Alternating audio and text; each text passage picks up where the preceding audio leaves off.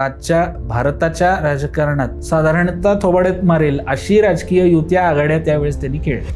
टिपूच्या पत्रव्यवहारातनं त्याची मानसिकता दिसते असं इतिहास अभ्यासक म्हणतात. काय मानसिकता होती त्याची?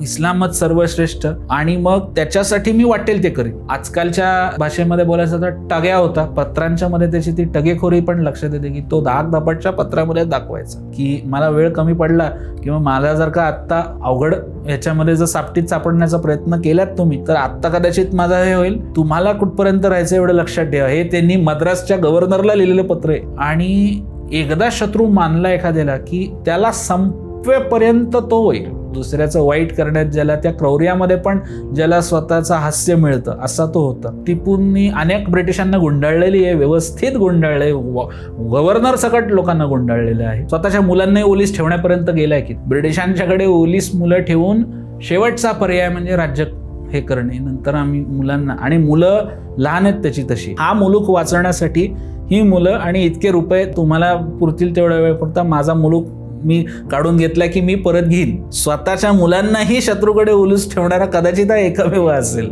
आजच्या भारताच्या राजकारणात साधारणतः थोबाडीत मारेल अशी राजकीय युत्या आघाड्या त्यावेळेस त्यांनी खेळल्या.